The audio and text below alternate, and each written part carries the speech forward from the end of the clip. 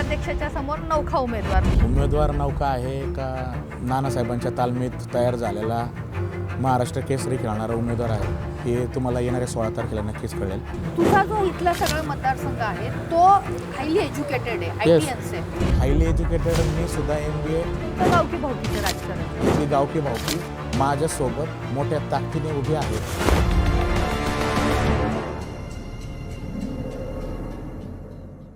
पिंपरी चिंचवड महानगरपालिकेच्या रहाटणी पिंपळे सौदागर या प्रभागामध्ये काटेकी टक्कर आहे. काटे विरुद्ध काटे असा हा सामना रंगलेला आहे.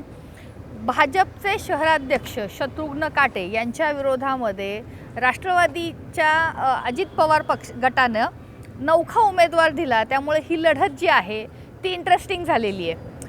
जो नौखा उमेदवार आहे की ज्याच्याबद्दल सातत्यानं नौखा असा प्रश्न जो आहे तो उपस्थित केला जातो आहे.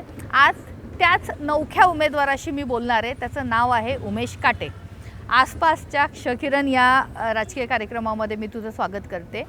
पहिलाच प्रश्न की जेव्हा उमेदवारी जाहीर झाली तेव्हा भाजपच्या शहराध्यक्षाच्या समोर नौखा उमेदवार म्हणजे आधीच तलवार मॅन केली का अशी सगळी चर्चा नेमकी.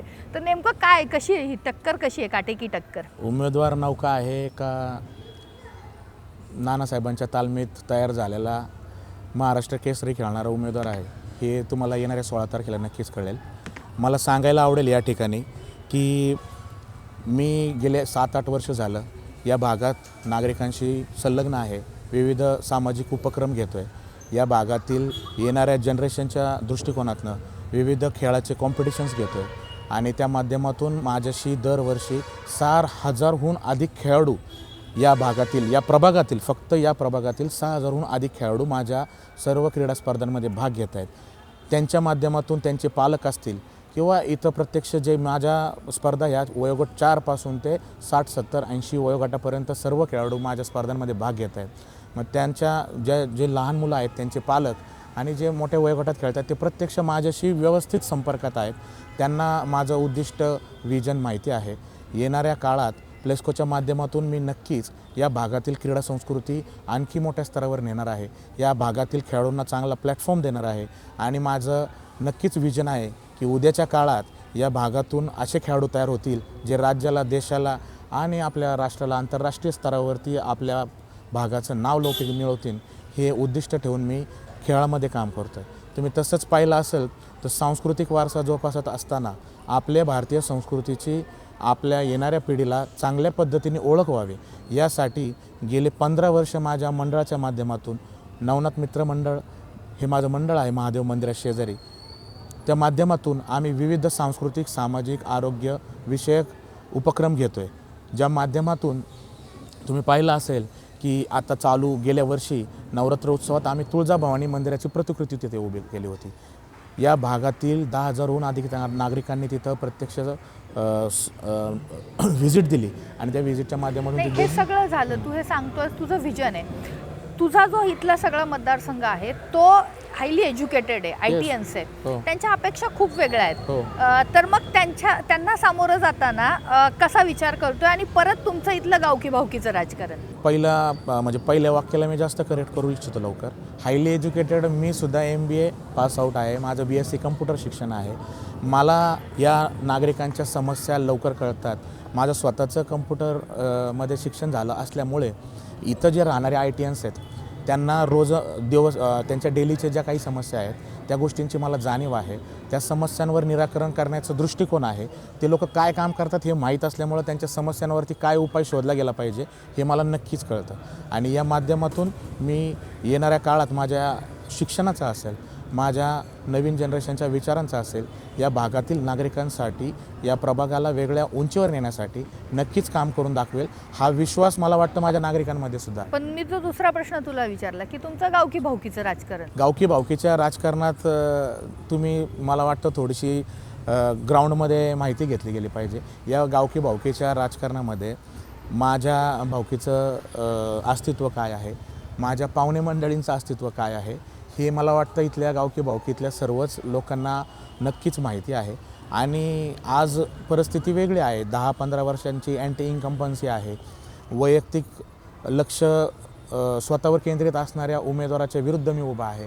मला माहिती आहे की गेल्या 8-10 वर्षामध्ये त्यांनी प्रभागात कुठेही लक्ष दिलं नाही आणि ही गोष्ट मला प्रचाराच्या दरम्यान वेळोवेळी ठिकाणी जाणवती आहे की इथले स्थानिक म्हणजे स्थानिक तुम्ही म्हटले जे गावकी भावकीचे हेच लोकांच्या प्रतिक्रिया वेगळ्या आहेत.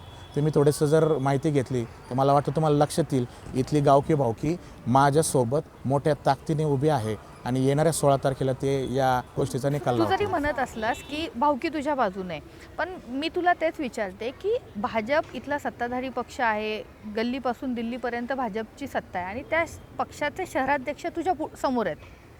मग तरीसुद्धा तू म्हणतोय की माझ्यासाठी ही लढाई सोपी आहे, ती कशी?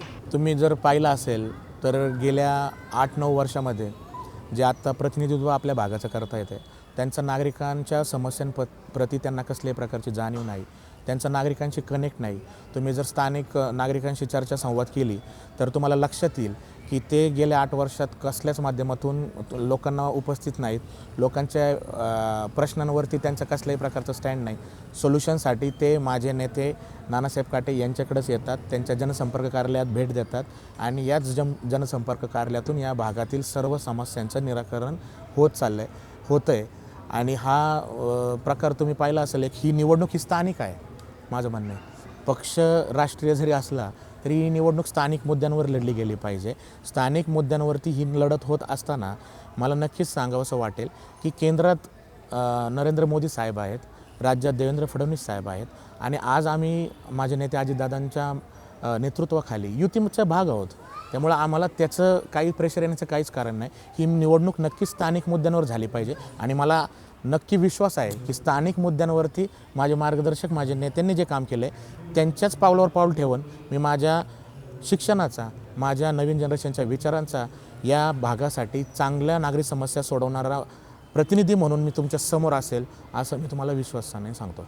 दुसरी गोष्ट म्हणजे अजित पवार सातत्यानं इथल्या सत्ताधारी भाजपवरती आक्रमकपणे आरोप करतायत, पुरावे सादर करतायत.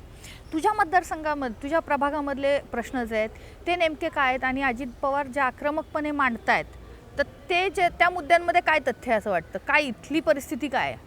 नाही, आमचे माननीय नेतृत्व अजितदादा पवार साहेब हे जे बोलतात हे शहराच्या स्तरावरती जे काही त्यांनी आरोप केलेत ते मला वाटतं सर्वश्रुतच आहेत की ते काही त्याच्यावरती वेगळे कमेंट करण्याची मला आवश्यकता वाटत नाही. पण माझ्या भागात जे काही डेव्हलपमेंटच्या बाबतीत जे काही प्रश्न पेंडिंग आहेत, इथली ट्रॅफिक समस्या असेल, इथली पाण्याची समस्या असेल, इथल्या दैनंदिन कचऱ्याची समस्या असेल, इथल्या MSCBचे काही प्रश्न आहेत, या गोष्टींवरती या प्रभागात आता येणाऱ्या काळात काम करणं अपेक्षित आहे. आणि मी दादांसोबत बोललो आहे. दादांनी मला विश्वास दिला आहे की मी तुझ्याशी पाठीशी खंबीरपणे उभा आहे. तू बिनधास्तपणे या निवडणुकीला सामोरं जा. येणाऱ्या काळात इथं ट्रॅफिकचा प्रश्न आहे, रस्ते इथं विस्तृत होते, फुटपाथ आहेत, नेमका काय प्रॉब्लेम कशामुळे होतो? इथल्या ट्रॅफिकची मेन अडचण जी आहे ती काय? नाही, काय झालं आहे, आपले जो DPR आहे तो DPR आमच्या भागातील नागरिकांसाठी पुरेसा आहे. इथले तुम्ही पाहिले असेल इथले सर्व रस्ते ऑलमोस्ट 90-95% डेव्हलप आहेत. परंतु हिंजवडी IT पार्क आणि चाकण MIDC याला इंटरलिंक करणारा आता हा रस्ता आमचा ओळखला जातो. आणि ज्यावेळी पीक आवर्स आहेत म्हणजे जे आपले नोकरदार वर्ग जेव्हा सुटतो त्यावेळी त्या पीक आवर्समध्ये इथे ट्रॅफिकची समस्या भेडसावते आहे. आणि मला नक्कीच आशा आहे नानांच्या माध्यमातून जसं आत्ता PK चौकमध्ये टेंडर झालं आहे, हे निवडणुकीच्या आचारसंहितेमध्ये अडकलं आहे, ते येणाऱ्या काळात निवडणुकांनंतर ओपन होईल. म्हणजे तो PK चौकाचा एक प्रश्न सुटेल. त्याच्यानंतर शिवार चौक आहे, शिवार चौकातलाही प्रश्नाबाबतीत आता टेंडरिंग प्रोसिजरमध्ये आहे. त्याच्यानंतर कोकणे चौक आहेत. कोकणे चौकामध्ये मागच्या महिन्यामध्ये एका सर्वेक्षण झालं आहे. जवळपास सर्व सर्वेक्षण चालू होतं, 15 दिवस हे सर्वेक्षण चालू होतं. कारण त्या चौकामध्ये वेगवेगळे DP येतात आणि ते कनेक्ट होतात बरेचसे. आणि मग हे कनेक्ट होताना ते ट्रॅफिकचं मॅनेजमेंट कसं असावं याच्यावरती त्या बाबतीत मॅनेजमेंट सुरू आहे आणि येणाऱ्या काळात तोही प्रश्न असेल सुटलेला. दुसरी गोष्ट, मिलिटरीला लगत लागून एक नवीन DP आत्ता ज्याचं काम 50 ते 60% झालेलं आहे. तो झाल्यानंतर या पिंपळा सौदागरला मिलिटरीच्या बॉर्डर लाईननं बायपास करणारा रोड तयार होतं. मला नक्की आशा आहे की तो रोड तयार झाल्यानंतर या मेन चौकांमधलं ट्रॅफिक डायव्हर्ट झालेलं असेल. मी स्वतः सुशिक्षित उमेदवार आहे आणि IT मधनं माझंही शिक्षण झाल्यामुळं ITNSच्या समस्या काय आहेत हे मला चांगलं माहिती असं उमेश म्हणतोय.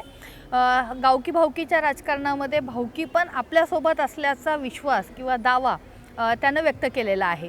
ही जी काटेकी टक्कर आहे ही नुरा कुस्ती आहे का की खरंच ही कुस्ती या निवडणुकीच्या मैदानात खेळली जाते का, याचं निकाल जो आहे किंवा याचं उत्तर जे आहे ते आपल्याला 16 तारखेला मिळणार आहे. आसपासमध्ये आपण अशाच पद्धतीनं शहरातल्या राजकारणामध्ये काय घडतंय, कोण कोणाला वरचढ ठरतंय हे जाणून घेणार आहोत. पाहत राहा आसपास.